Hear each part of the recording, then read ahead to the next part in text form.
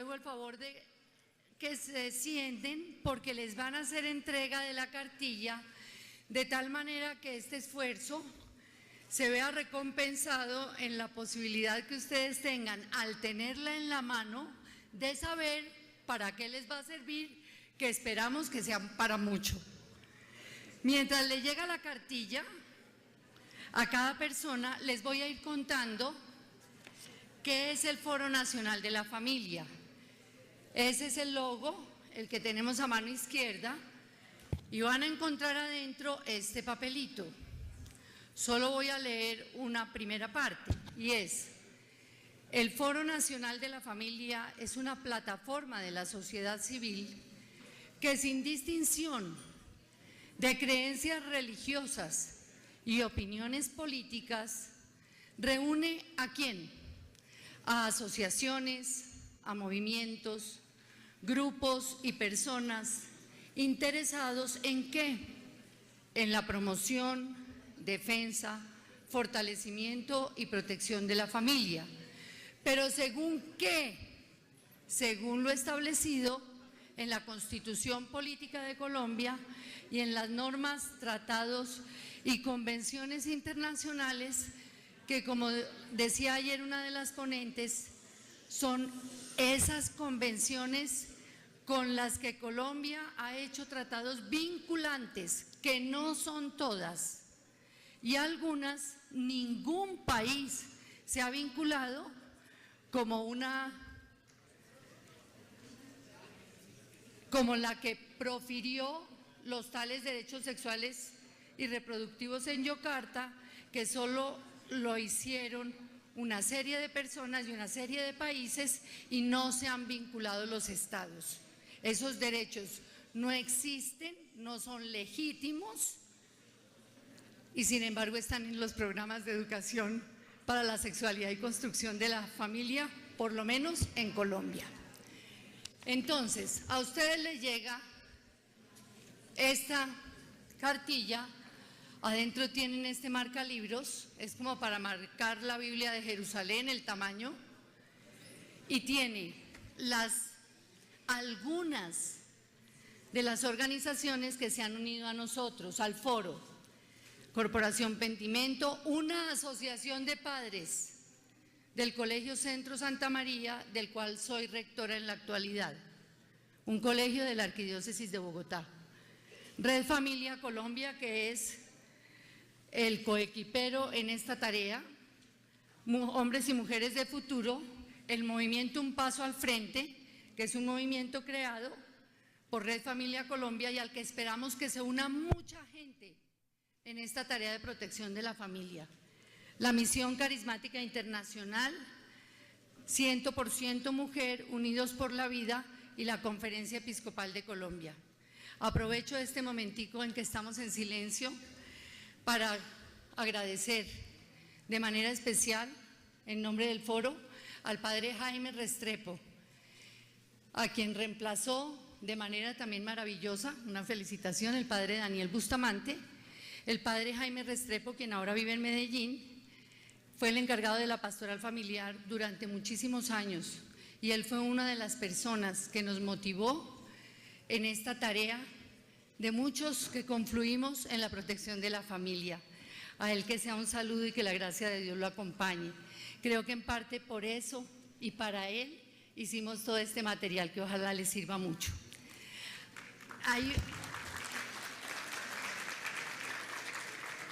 Hay una serie de herramientas que necesitamos, que el foro ha trabajado juiciosamente para protegernos de lo que está pasando. Unas veces para protegernos, otras serán para prevenir, otras serán para formar, otras para reforzar. Ya estaremos viendo. Para eso tienen esta cartilla. Habla de derechos, leyes e ideología de género. Está dirigida a padres y a educadores. La primera parte es una cartilla jurídica. Aquí pueden leer por quizás número 10, vez número 10, que es la ideología de género. Creo que necesitamos 12 veces, alguien dijo, para aprender bien la lección, se la pueden leer 3 veces. esta introducción vuelve y dice qué es la ideología de género. Y dice que Colombia no ha sido la excepción a la filtración de esta ideología, que se ha colado en 4 ámbitos: el de la identidad personal, con todos los derechos al libre desarrollo de la personalidad, entre otras, y a elegir la orientación sexual. En el ámbito de la educación, con las leyes, por ejemplo, ahorita, en este momento, de tener que cambiar los manuales de convivencia. No los tenemos que cambiar si los papás decimos lo que deben decir esos manuales. Es paja. La Corte no podía decir eso. Nos lo dijo la Procuraduría. Nosotros, con los papás, podemos sentarnos y tenemos el deber para decir qué deben decir nuestros manuales de convivencia. Ya tenemos muchos elementos para saber qué quiere decir ese pacto social. Los colegios confesionales no pueden aceptar que les impongan la ideología de género para educar a sus hijos, a sus alumnos y a sus papás. El ámbito de la familia, con todas estas leyes del mal llamado matrimonio igualitario, con las leyes, con quitarnos el derecho a educar a nuestros hijos en los valores y creencias religiosas y morales. Nosotros somos los primeros educadores, el Estado es subsidiario y debe actuar en coordinación con nosotros, pero nosotros tenemos la última palabra, pero vamos a ver si levantamos la mano y nos tomamos la palabra, ¿no? Y por último, la salud. Es gravísimo lo que está pasando, en especial también en los colegios con la salud. Los tales derechos sexuales y reproductivos, los invito, y aquí dicen las páginas web, a que entren a la página de Profamilia.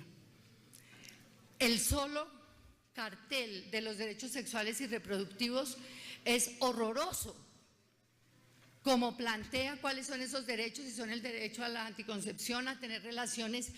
Mientras sean consensuadas, todo vale. Y bueno, y es horroroso. Y el derecho al aborto. ¿Cuáles son las armas de destrucción del orden natural? 2 que nos deben quedar claras. Las leyes antidiscriminatorias que nos dan derecho, que le dan derecho a las minorías del colectivo LGTBI para imponernos leyes y acabar incluso en la cárcel, como está la rectora Azucena Castillo, la rectora del colegio Castillo Campestre, por el caso de Sergio Urrego. Y la segunda arma, la primera, las leyes antidiscriminatorias, y la segunda, los derechos sexuales y reproductivos. En la siguiente página encuentran las leyes. Les vamos a dejar para que ustedes vayan leyendo en qué consisten, porque las cosas, lo que se profiere como ley, como estatuto, obliga bajo cárcel. Entonces, la primera consigna será: no dejemos que en nuestros colegios las cosas lleguen hasta que tengan que ser mandadas a la ley. Y esa, la única manera es que los papás estemos pendientes. Como la mamá de Sergio Urrego no estaba pendiente del joven, otras instancias se aprovecharon y acabamos en que la señora tiene que poner una placa póstuma, darle un grado póstumo al muchacho y educando a los otros estudiantes en antidiscriminación. Hay la ley antidiscriminación, la ley de convivencia escolar, que per se no es mala. Qué maravilla poner la convivencia escolar en el centro de la ley para que todos nos respetemos, pues fabuloso. Pero esta es una de las cuestiones que tiene la ideología de género. Se cuela con cosas importantes, interesantes, verdaderas, y en algún momento cuela, como hacen los políticos aquí, los micos. Ley estatutaria de la juventud. El muchacho de 14 años o la niña de 14 años no le tiene que decir a sus papás que está esperando, que tiene una relación homosexual, y puede ir con el consejero escolar al servicio saludable para adolescentes, así se llaman, a que le den la pastilla del día antes, del día después, etcétera, con el consejero. Esta ley permite un estatuto de la juventud a los 14 años en México, en Venezuela, en Argentina, bueno, no sé en cuántos países. Y Profamilia está pidiendo que sea a los 12 años. Profamilia, Colombia. La ley de feminicidio, que nos salvamos alguna persona ahí en el Senado, es una ley con perspectiva de género, no vamos a explicar porque ya lo sabemos, que debe aplicarse sin vulnerar el ideario religioso y ético de las instituciones educativas. Entonces eso nos da algo de movimiento. Y hay unas sentencias, porque no sé si en México, pero aquí en Colombia, a punta de sentencias, o sea, casos particulares, se ha legislado para el bien común, para el mal común, pareciera.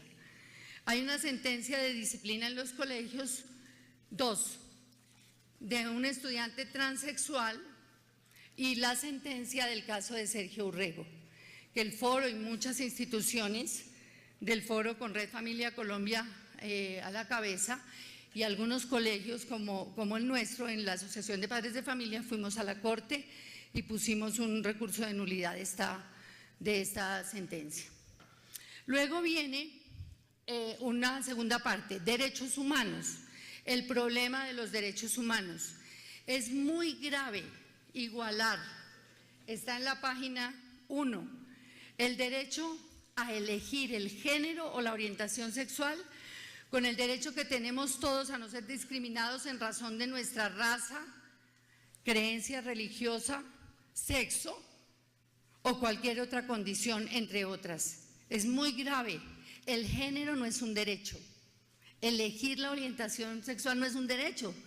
La Declaración Universal de los Derechos Humanos jamás dice eso.